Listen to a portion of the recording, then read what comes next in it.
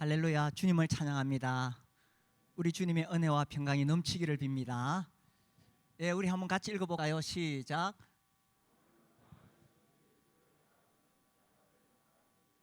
아멘. 예, 우리는 어떤 사람들입니까? 왕이신 예수를 따르는 변화된 사람들입니다. 예, 오늘은 제가 이 PPT를 좀 준비를 했습니다.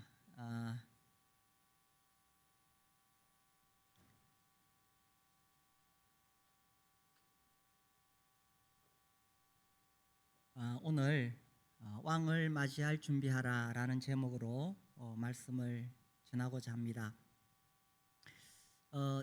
제가 이 제목을 가지고 이 주보에 보시면은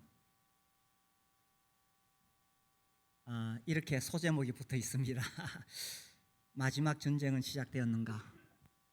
예상되는 시나리오는 어떻게 전개될 것인가? 그리고 왕이 오신다. 이제 이 주제로 제가 말씀을 전하려고 한 것은 이 책을 읽고 이런 이야기를 이번 기회에 하면 좋겠다 하는 생각이 들어서 있습니다. 이제 이 책이 작년에 나왔는데 세대주의 이 신학자 목사이신 팻 로버트슨 그 목사님이 이분이가 92세 때에 이 러시아가 우크라이나에 침공한 것을 보고 이제 마지막 전쟁이 시작되었다, 그렇게 이야기를 했어요.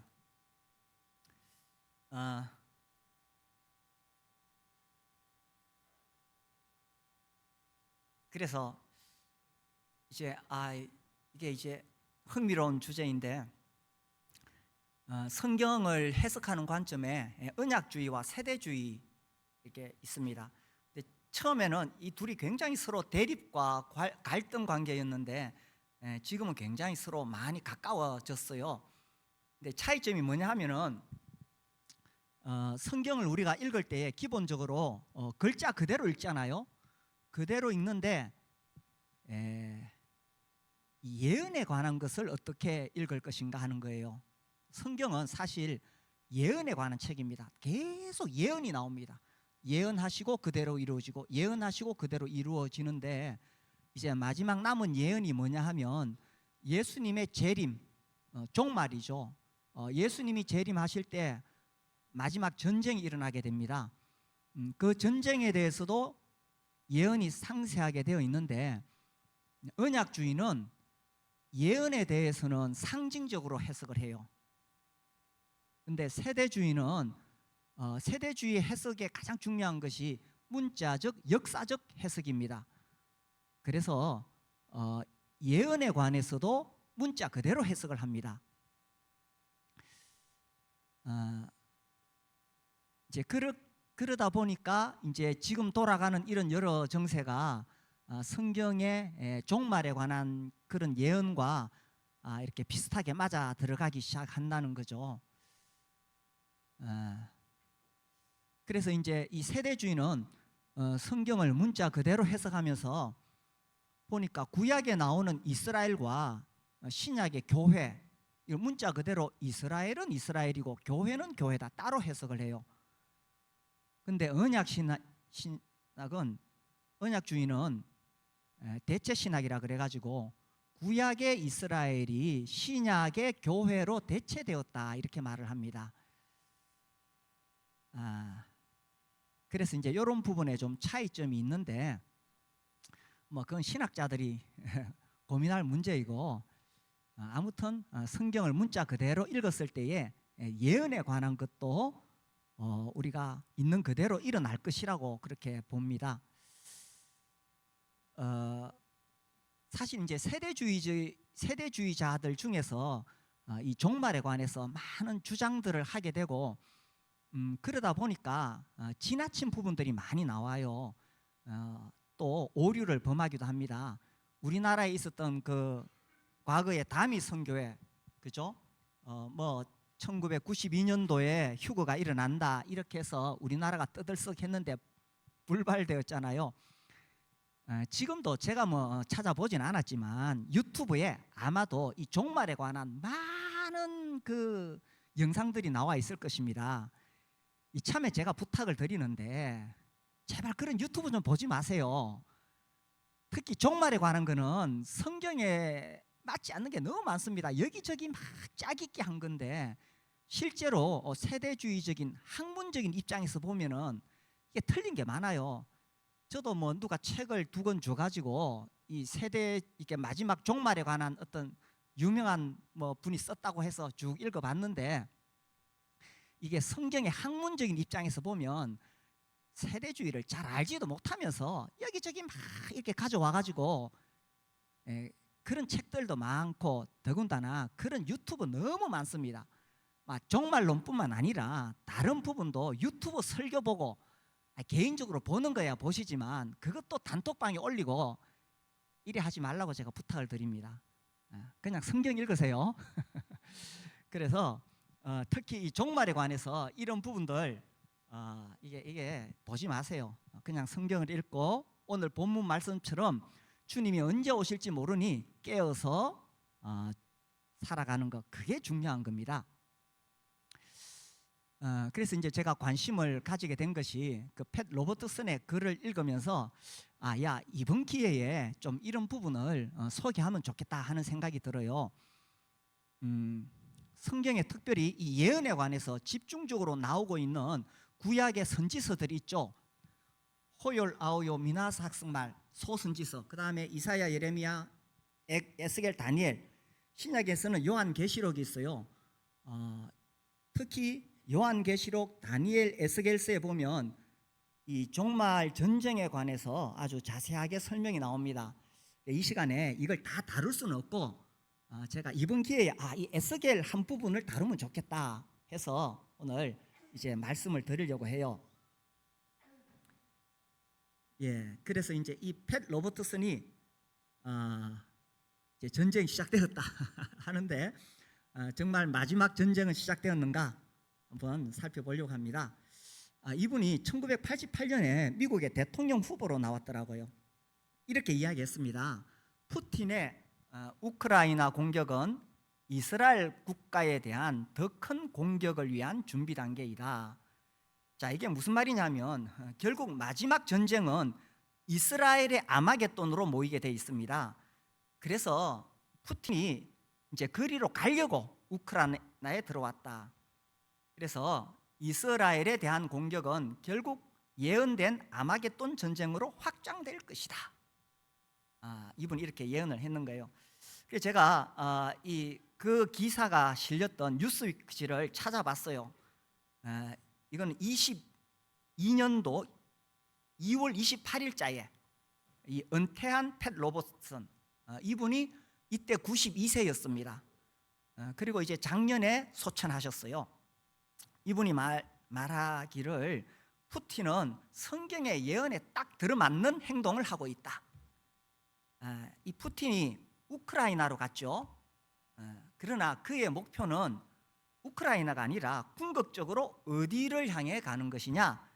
이스라엘을 향해 간다. 이게 이제 뉴스위크지에 이렇게 실려 있더라고요. 이제 거기 나오는 이제 팻 로버트슨의 해석입니다. 에스겔 38장에 보면은 이게 땅 이름이 나와요. 여러 땅. 그러니까 그 땅이 이제 옛날 말로 되어 있는데 지금 그 땅이 어디 지역이냐 하면 이 불가리아, 그리스, 터키입니다. 그게 어디냐? 저 러시아 밑에 우크라이나 밑에 보이죠? 여기가 그리스, 불가리아, 터키입니다. 그래서 이리로 지금 내려와서 결국 어디로 가느냐? 이 이스라엘로 가는 거예요. 이스라엘 여기 있죠, 여기 이리로 가야 되는 거예요. 이리로 가기 위해서 러시아에서 우크라이나로 왔다는 것입니다. 이게 이제 에스겔 38장에 나오는 예언이에요. 오늘 요걸 좀 이번 기회에 요걸 소개하면 좋겠다. 그냥 에스겔 38장 읽으면 참 재미없거든요. 그러니까 이번에 한번 보세요. 그래서 이제 이스라엘로 가기 위해서는 불가리아, 그리스를 거쳐서 터키의 도움을 받아서 이제 가야 되는데, 그러기 위해서는 우크라이나로 들어가야 된다는 거예요. 그래서 팻 로버트스는 이게 이제 성경 예언에 딱 들어맞는다는 거죠. 이리 내려와 가지고 결국은 목표는 어디냐? 여기입니다. 이스라엘. 네. 이게 이제 에스겔 38장에 예언이 되어 있어요. 그리고 이제 이 마지막 전쟁이 이거를 한꺼번에 일어나는 것인지 아니면 순차적으로 일어나는 것인지 이게 이제 조금 애매한 부분이 있는데, 아무튼 이건 이제 북방이에요. 북쪽에서 이렇게 내려오는 전쟁이고, 그 다음에 이제 요한계시록에는 동쪽에서 또 2억의 군대가 또 이쪽으로 옵니다. 자, 2억의 군대를 낼 수 있는 나라가 어디입니까? 중국이죠. 그래서 강대국인 러시아, 중국 여기 지금 다 개입이 됩니다. 그래서 팻 로버트스는 에스겔스의 구절을 인용하여 러시아의 침공이 이스라엘에 이제 들어가기 위해서 이게 이제 러시아만 내려오는 게 아니라 그 에스겔 38장을 보면 그 주위의 나라들이 이리로 다 모여요. 그러니까 이게 이제 국가들이 함께 모이는 것에 관한 전조다.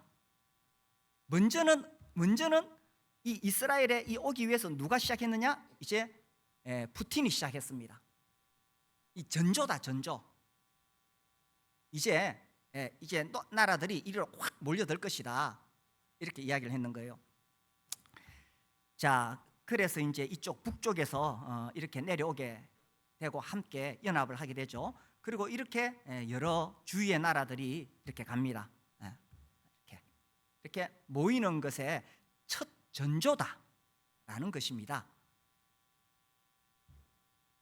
자, 그래서 이제 에스겔서에 보면 어쨌든 그 터키, 이제 에스겔서에는 터키라고 안 나와요. 뭐 두발 뭐 이렇게 다른 용어로 나오는데 함께 해야 되는데, 현재는 터키는 러시아의 침공을 지지하지 않고 있습니다. 현재는 우크라이나를 오히려 지지하고 있습니다. 그런데 이건 뭐 언제든지 이제 마지막 전쟁으로 가자면은 바뀔 수 있는 거죠. 그래서 이제 이게 첫 번째입니다. 우크라이나와 러시아의 전쟁인데, 이게 2022년 2월 24일에 이제 시작이 되어졌습니다. 이게 첫 번째예요. 자, 그리고 이렇게 말씀하신 그 팻 로버트스는 93세 작년에 소천하셨어요. 자, 그분이 소천하시고 그 다음에 이제 사건들이 이스라엘과 하마스의 전쟁이죠. 사실 뭐 중동에는 그동안에도 끝없이 계속 전쟁이 일어났습니다만은 이번에는 조금 큰 전쟁입니다. 그래서 두 번째 이스라엘과 하마스. 그래서 뭐 잘 아시죠? 그 축제 중에 있는 많은 사람들을 인질로 잡아갔고, 이게 23년 작년 10월 7일이고 그 다음 날 바로 이스라엘이 공식적인 전쟁을 선포했습니다. 그래서 지금 전쟁이 이렇게 일어나고 있죠. 문제는 이제 이 전쟁이 점점 확전되고 있다라는 것입니다. 그래서 뭐 늘 그 중동은 화약고라 그러죠. 늘 전쟁의 위험이 있는데 이 전쟁이 점점 이렇게 확대되고 있는데, 요거는 이제 어제 일어난 일입니다. 이스라엘이 시리아를 공습하면서 뭐 이스라엘 시리아 늘 그렇게 싸웁니다. 저희들이 그때 그 이스라엘 여행 갔을 때도 그날 막 이렇게 시리아에 막 미사일 쏘고 이랬거든요. 늘 전쟁이 일어납니다. 늘 일어나는데 이번에 이제 여기에 이란 혁명 수비대 이 책임자가 5명이 사망했다. 뭐 이렇게 돼 있습니다. 이란이 나오죠. 성경에 이란이 뭐라고 돼 있느냐 하면요, 이제 옛날에 그 페르시아 지역이거든요. 페르시아를 성경에서 뭐라고 했습니까? 바사라고 돼 있습니다. 바사. 우리말 성경에 바사. 그게 페르시아, 지금의 이란입니다. 이 지역은 이슬람 지역이고 이스라엘이나 미국과 굉장히 적대적이죠. 자, 그 다음에 세 번째 사건이 연이어 일어납니다. 자, 이란이 미국의 유조선을 납포하고 이렇게 하면서 미국과 영국이 그 이란의 지지를 받는 그 후티, 예멘에 있는 그 후티 반군을 공격했습니다. 이 이야기도 잘 아시죠? 근데 문제는 이게 지금 이 전쟁이 점점 확전될 우려가 있다는 것입니다. 그래서 이것도 지난주 기사입니다. 여기 그래서 잇따른 홍해 충돌, 중동 확전 우려가 있다. 늘 이 중동은 화약고기 때문에 늘 이런 일이 있어 왔습니다. 있어 왔는데 이번에는 조금 더 이게 좀 심각하게 벌어지고 있고, 또 하나는 그 푸틴이 우크라이나를 공격한 상황에서 이렇게 일어나고 있기 때문에 정말 이게 팡 터질 수 있다는 이야기입니다. 그래서 그런 상황에서 이제 이란이 이 상황에 직접적으로 개입을 하기 시작했다는 겁니다. 거기다가 어제는 또 이스라엘에서 미사일 쏘아가지고 이란의 그 지도자들이 죽었죠. 오늘 기사에 보니까 이란이 보복하겠다 또 이렇게 선언했습니다. 자, 여기까지가 이제 3번이었습니다. 여기 실제 이제 싸우고 있는 거고 이제 4번이 있습니다. 여기 3번 마저 정리하겠습니다. 자, 여기 이스라엘로 이제 러시아가 먼저 들어왔죠. 이스라엘로 들어온 게 아니라 가기 위해서 우크라이나로 지금 들어왔지요. 그리고 이제 이 주위 세력들이 연합하게 될 것이고, 그 다음에 이스라엘 하마스 여기 지금 전쟁 붙었습니다. 그 다음에 이란이 여기 지금 개입하고 있죠. 이게 현재까지의 상황입니다. 그래서 이제 팻 로버트스는 이렇게 해가지고 이제 전쟁이 팍 이제 번지게 되면 이게 이제 마지막 전쟁이 되는 거죠. 자, 여기에 미국이 개입하고 있죠. 사실은 뭐 이스라엘 자기가 감당할 수 있는 것도 아니고 다 미국과 관련돼 있죠, 그죠? 자, 요거 이제 네 번째 이야기입니다. 대만과 중국입니다. 얼마 전에 대만 총통이 선출되었는데 이 사람은 친미, 그리고 어쨌든 대만을 독립시키겠다는 겁니다. 근데 중국은 대만의 독립을 원하지 않습니다.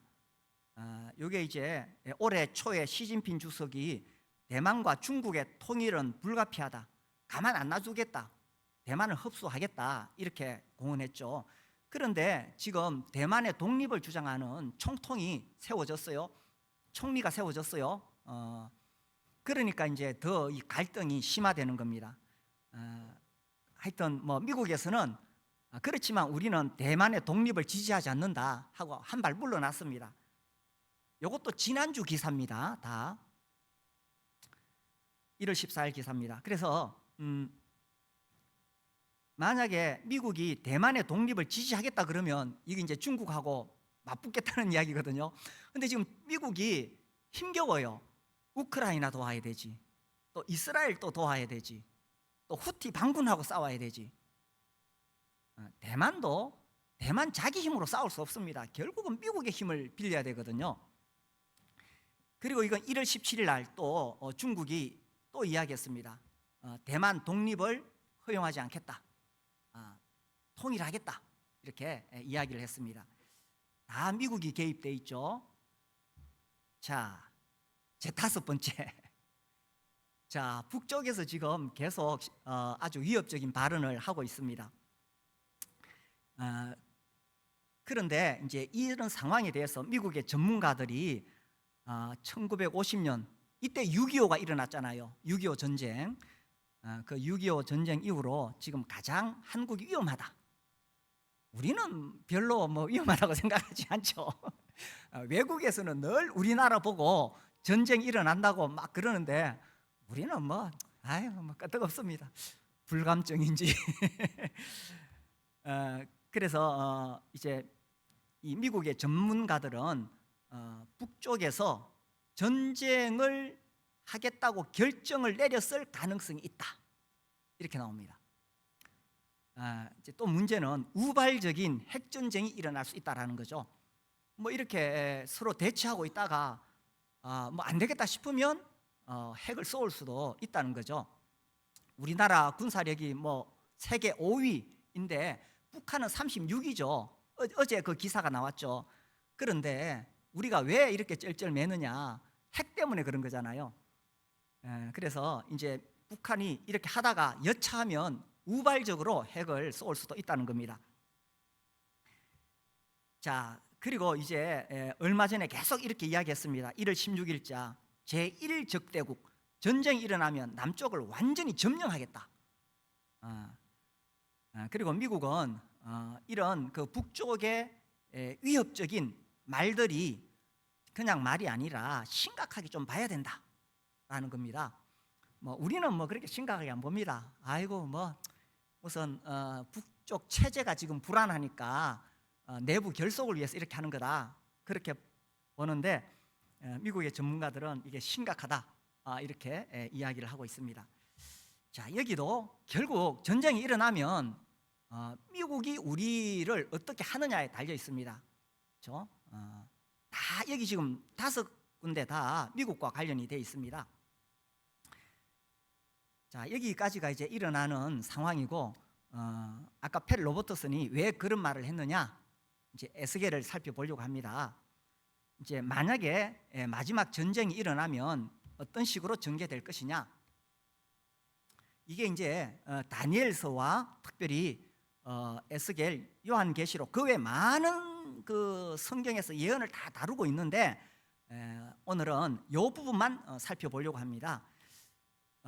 이제 에스겔과 다니엘은 이스라엘이 유다 왕국이 바벨론에서 멸망하고 포로로 끌려가 있을 때 예루살렘 성전이 무너지고 완전히 그들이 파멸되었을 때 희망이 없잖아요.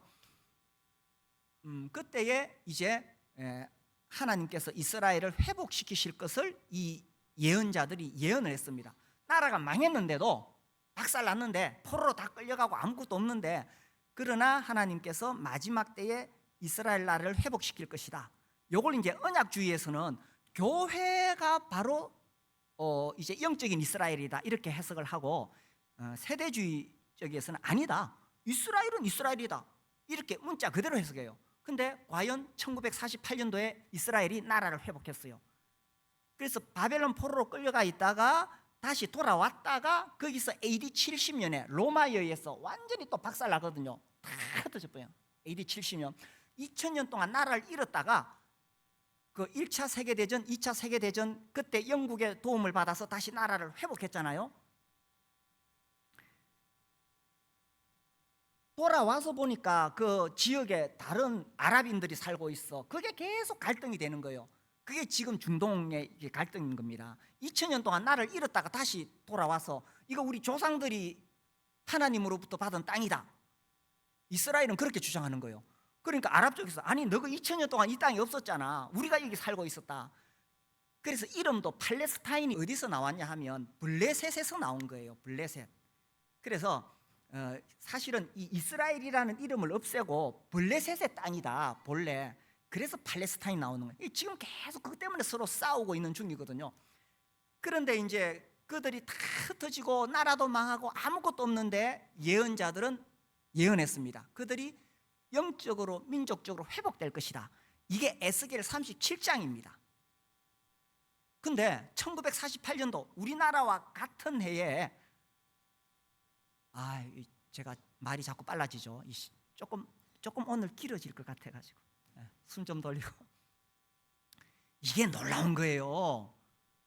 이스라엘이 AD 70년 완전히 박살났다가 2000년 만에 나라를 회복해서 이거 불가능한 일이에요. 우리나라는 36년 만에 나라를 회복했는데 이것도 사실 쉬운 일이 아닌데 2000년 동안 흩어져 있다가 하나님이 예언하셨어요. 그 예언대로 나라가 회복되었어요. 그 다음에는 이제 38장 39장은 이제 마지막 전쟁으로 가는 거예요. 그래서 1948년 이스라엘이 나라를 회복했을 때 많은 학자들이 이제 예수님의 재림이 매우 임박했다고 이야기를 했습니다. 그런데 문제는 그걸 너무 지나치게 해석하면서 막 휴거가 일어난다 그러고 막 이렇게 극단적으로 빠졌는 거예요. 이게 극단적 세대주의자들인데 지금 그런 내용의 유튜브가 많이 올라 있을 거예요. 뭐 제가 안 봐도 뻔합니다.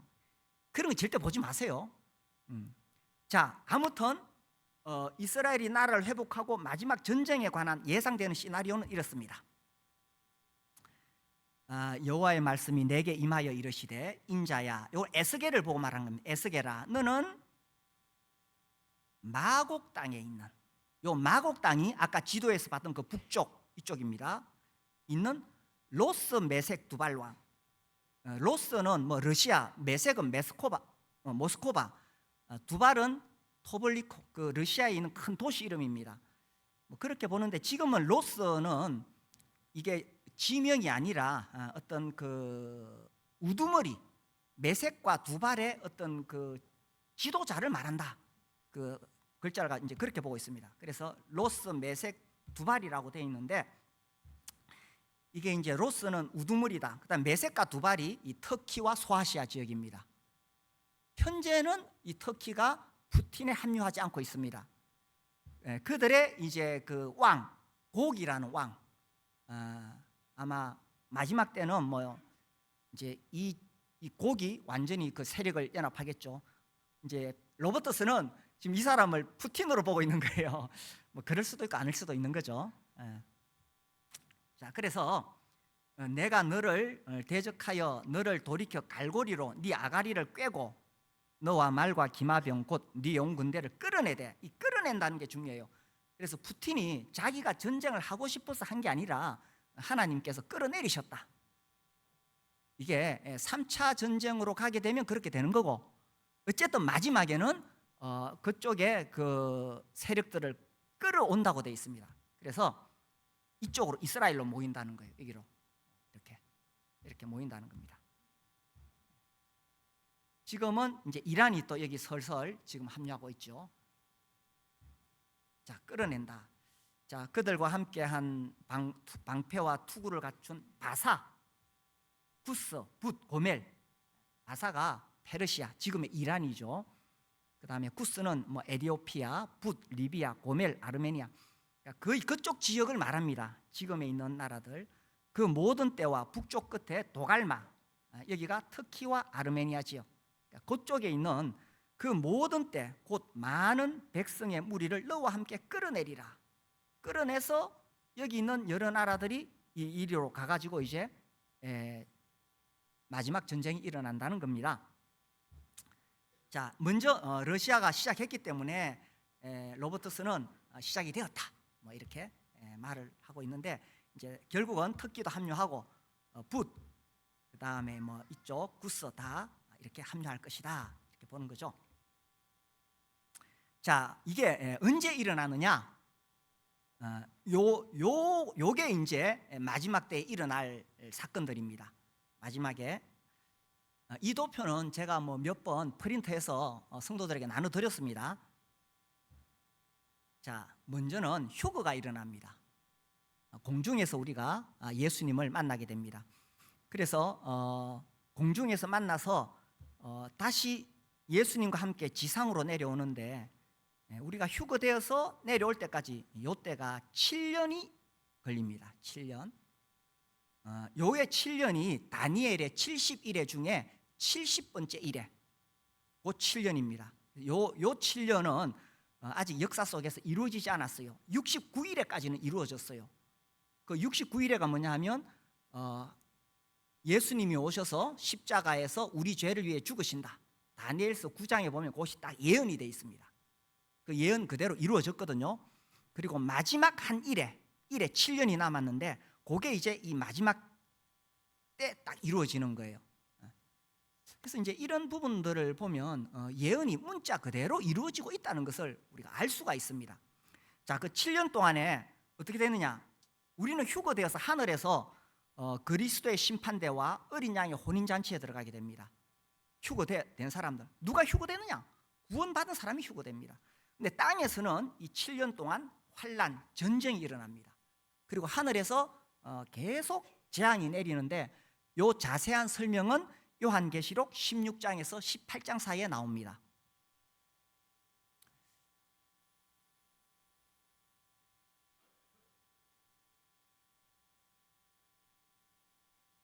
예, 이제 이런 예언서에 관한 말씀들을 읽으면은 조금 경각심을 가지게 되죠. 예.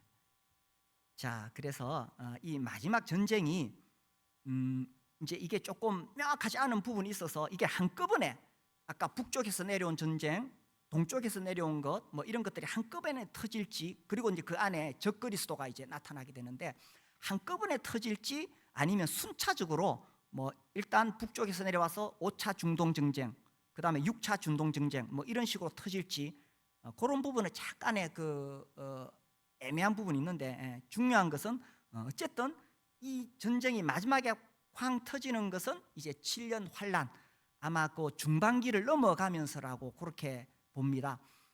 그런데 이제 전쟁이 때 갑자기 일어나지 않잖아요. 그래서 그 전쟁의 전조로 푸틴이 먼저 내려왔다라는 겁니다. 자, 그래서 이제 지금까지 이야기를 요약하면 이런 거예요.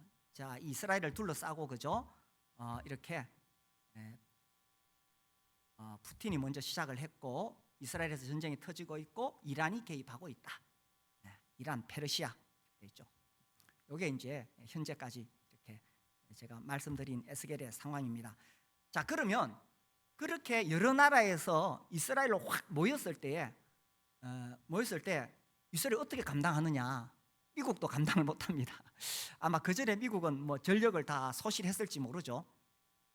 그때 하나님께서 직접 개입하신다고 되어 있습니다. 어떻게?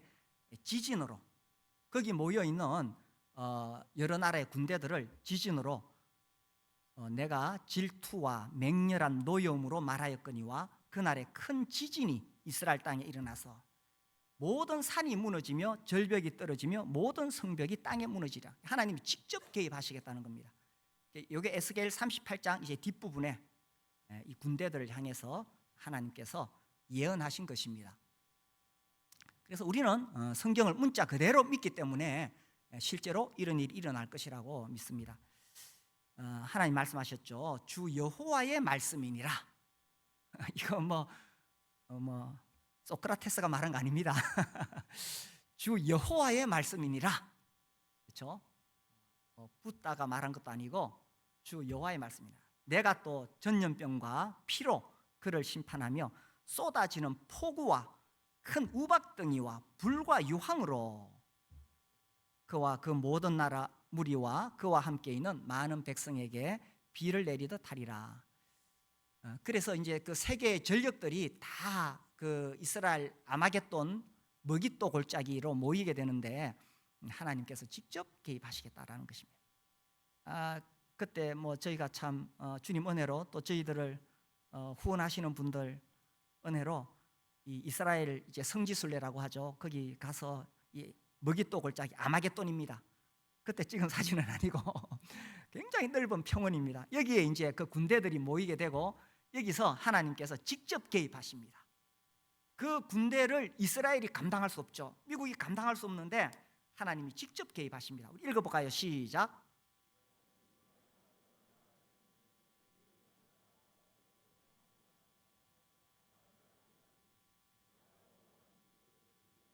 그렇죠. 이제 하나님께서 출애굽 시대에 이집트의 바로에게 그 능력을 나타내셨잖아요.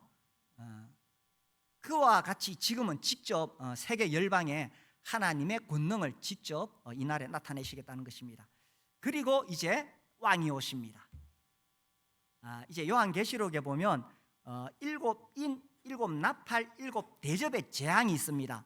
그러니까 휴거되지 못한 사람들에게 하늘에서 재앙이 내리게 되는데 그 재앙을 내리는 중에 일곱째 천사가 나팔을 불매 하늘에서 큰 음성들이 나서 이르되, 이렇게 음성이 납니다. 세상 나라가 우리 주와 그의 그리스도의 나라가 되어 그가 세세토록 왕노릇 하시리로다. 그래서 이제 우리 주님이 재림하셔서 왕으로 통치하시게 된다는 것입니다. 그래서 이제 이런 마지막 전쟁이 일어날 그 무렵에 휴거가 일어납니다. 우리가 하늘로 올라가게 됩니다. 예. 그리고 이제 땅에서 이제 환란이 있게 되고 이제 그 전쟁으로 연결이 되어지게 되는데, 이 문제는 휴거가 되지 않으면 이 7년 환란 속에 들어갑니다. 이 구원의 확신이 있어야 됩니다. 공중으로 올라갑니다. 몸무게 상관없습니다. 자, 우리 약속의 말씀 읽어봅시다. 시작.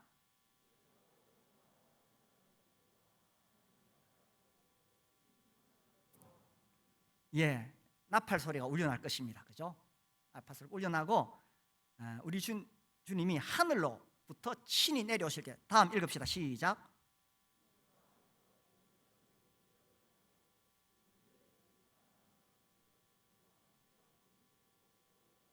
예, 먼저 예수님 믿고 죽은 사람들이 부활하고, 그 다음에 우리는 살아있는 이 몸이 변화가 되어져서 구름 속으로 끌어올려 갈 것입니다. 놀랍죠? 이게 이제 구원받은 사람에게는 정말 말할 수 없는 소망이 됩니다. 아직 우리 가운데 이 구원의 확신이 없는 분들은 이거 빨리 해결하셔야 됩니다. 못 올라가시면 이제 환란으로 들어갑니다. 이게 약간 협박적으로 들릴지 모르겠습니다. 제가 그런 식으로 설교를 잘 안 하죠. 근데 하나님 말씀은 분명합니다. 그래서 언젠가 곧 어느 날 갑자기 하나님의 나팔 소리 천지진동할 때에 예수 영광 중에 구름 타시고, 그다음 뭐죠? 천사들이 세계 만국 모든 곳에 보내어 구원 얻은 성도들을 모으리. 나팔 불 때 나의 이름, 나팔 불, 나팔 불 이름. 그러니까 구원받은 사람에게는 말할 수 없는 이 소망이 되는 거예요. 나팔 불 때 나의 이름이 불린다. 놀랍죠, 그죠? 하나님 우리 이름 다 아세요. 구원받은 사람 나의 이름이 불릴 것이고 잔치에 참여할 것이다. 아까 보셨죠? 그리스도의 심판대를 거쳐서 어린 양의 혼인잔치, 그리로 들어가게 됩니다. 자, 그 다음 읽읍시다. 시작.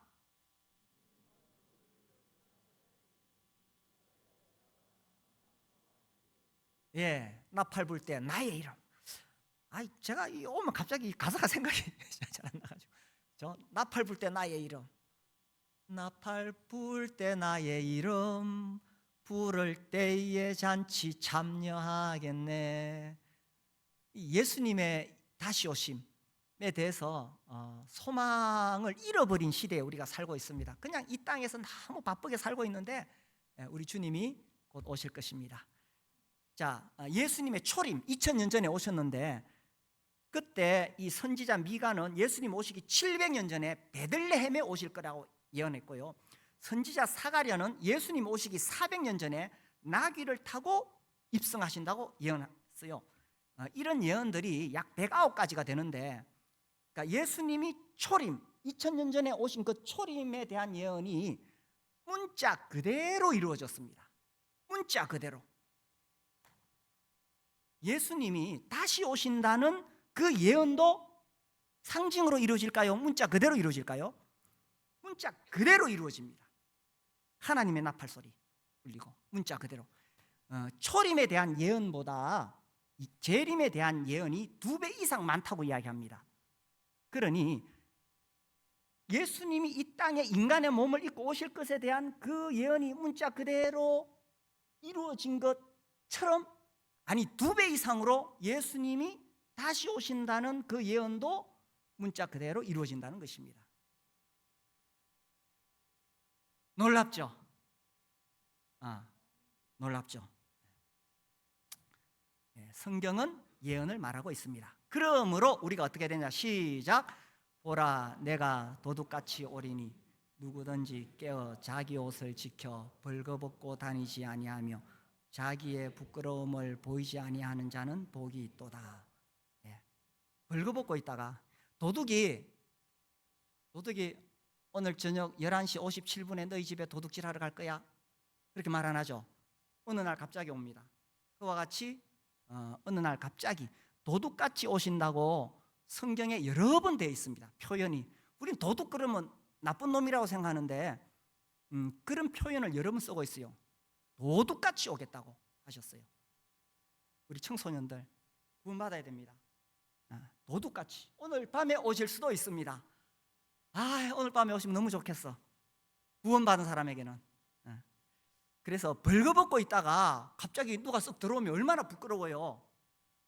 그래서 벌거벗고 다니지 말라. 자기의 부끄러움을 보이지 아니하는 자는 복이 있다. 아이고, 돈 벌기 바쁜데 뭐 얼마나 바빠요, 그죠? 사는 게 너무 바빠. 너무 바빠. 돈 벌어야지. 벌지 말라는 뜻이 아닙니다. 제가 무슨 말 하는지 아시죠, 그죠? 열심히 일해서 돈 벌어야 됩니다. 그런데 여기에 모든 관심이 가 있어서 빌딩 사야죠. 빌딩 사야 됩니다. 그런데 이게 다인 것처럼 그렇게 살면 이제 주님 오시는 그날에 부끄럽죠. 다 불타버릴 것입니다. 우리 이번에 새벽 기도 때 영혼을 계산하는 삶 통해서 이 부분 계속 봤죠. 영혼을 계산하는 삶을 살아라. 이 땅의 삶이 다가 아니다. 영혼을 계산하는 삶. 주님 오시는 날 다 불탑니다. 땅도 사야지. 땅에서 땅땅거리고 살려면 땅을 사야죠. 서재에 나온 경매 땅이던데. 이런 거 사가지고 여기다가 우리 제가 늘 하는 모닥불 캠프장 만들면 좋겠어요. 근데 이거 사야 되는데 내가 이 땅 그리고 살려고 했을 때 문제가 돼요. 그러면 다 주님 오시는 날 불타버리고 없습니다. 왜 이 땅을 사느냐? 주님의 복음을 전하려고. 목표가 있어야 돼. 그렇지 않고 다 마지막 날에 불타버리고 없습니다. 이 말씀 믿습니까? 그래서 내 인생에서 더 중요한 일이 뭐냐? 아이고, 바빠요, 바빠. 차도 그럴듯한 거 사야 되고 비싸더라고요. 1,100만 원짜리 핸드백. 세상에서 나 잘났어 하고 좀 내 이름 좀 내고 싶고, 내가 이런 나 알아주는 사람이야. 교회 오니까 별로 안 알아주죠. 세상 나가면 막 알아주는 사람인데 교회 오니까 안 알아주는데 좀 내 이름도 내고 싶고, 그리고 하와이 해변가에 가서 다 이래가지고 이게 인생이야, 이게 성공이야, 이게 행복이야, 이래 하지 말라는 뜻이 아닙니다. 근데 이게 다인 것처럼 살고 있다가 주님 오시면 벌거벗은 거라는 겁니다. 돈도 벌어야 되고 차도 사야 되고, 그죠? 뭐 휴가도 가야 돼요. 근데 이것이 내 인생의 행복이고 성공인 것처럼 살면 부끄럽다는 이야기입니다. 정말 내 인생에 중요한 것이 뭐냐? 나는 구원을 받았느냐 하는 것입니다. 진짜 아까 봤던 그 성경 말씀대로 이루어진다면, 그래서 정말 예수님의 십자가 보혈을 통해서 내가 죄사함 받고 구원을 받았느냐 하는 것입니다. 이 참 나의 행위와 공로로는 불가능한데 우리 주님께서 해주시죠. 읽읍시다. 시작.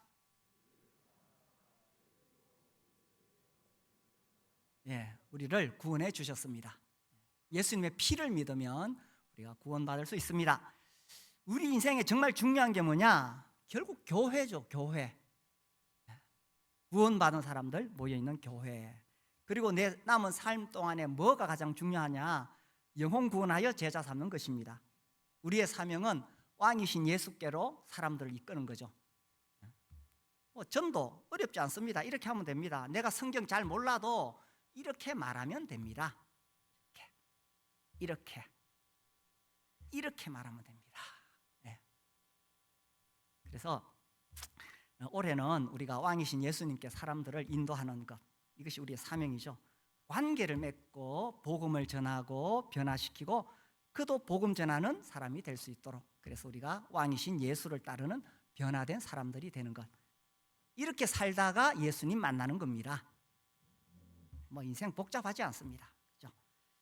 자, 5가지 현재 상황을 봤습니다. 우크라이나 전쟁이 일어나고 있고, 하마스하고 이스라엘 전쟁하고 있고, 그 다음에 홍해 이 충돌이 중동 확전으로 갈 위험이 있고, 또 시진핑 중국 대만 지금 으르렁거리고 있고, 또 우리나라 이러고 있는데 여기 다 미국이 개입돼 있죠. 근데 미국의 관심은 어디 있겠어요? 뭐 미국은 유대인들이 움직인다, 오래전부터 그렇게 알려진 사실인데, 미국은 이스라엘입니다. 결국은 진짜 전쟁이 붙으면 대만하고 우리나라는 관심 없습니다.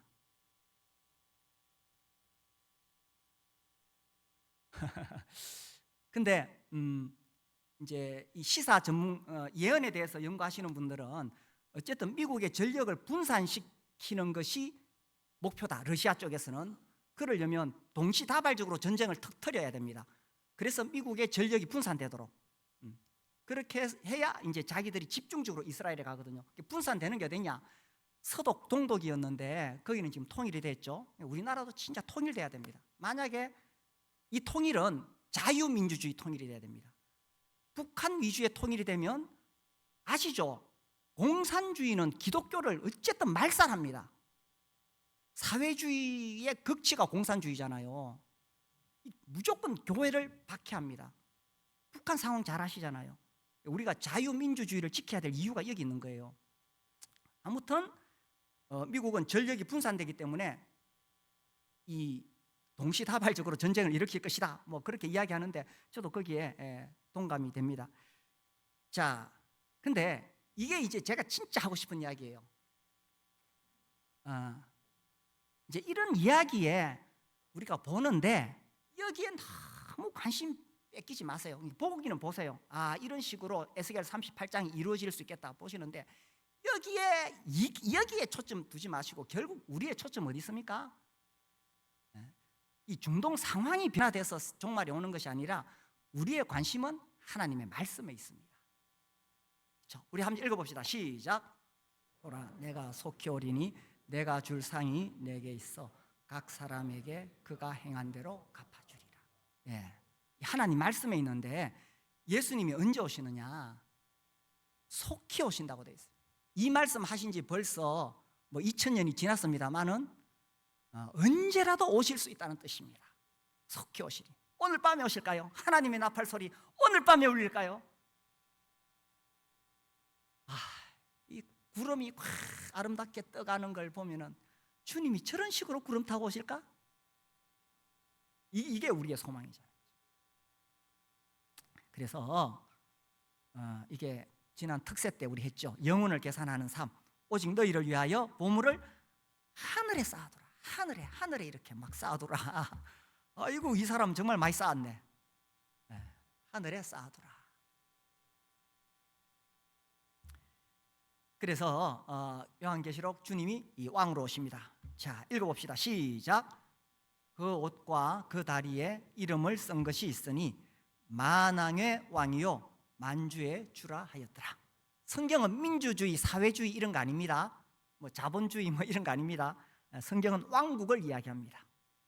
왕이신 예수께서 다스리는 나라. 그래서 만왕의 왕이신 그분을 맞이할 준비를 하고 우리가 그렇게 살아갈 때에, 그래서 우리가 주님을 만나는 그날에 이 한마디 듣는 것이 우리의 바람입니다. 같이 읽읍시다. 시작. 잘하였도다 착하고 충성된 종아, 내 주인의 즐거움에 참여할지어다. 그러니까 이 한마디 듣는 거예요. 잘했다, 고생 많았지, 잘했다, 힘들었지, 잘했다, 착하고 충성된 종아. 우리 모두가 이런 칭찬을 들을 수 있도록 깨어서 왕을 맞이할 준비를 할 수 있게 되기를 바랍니다. 우리 기도하겠습니다.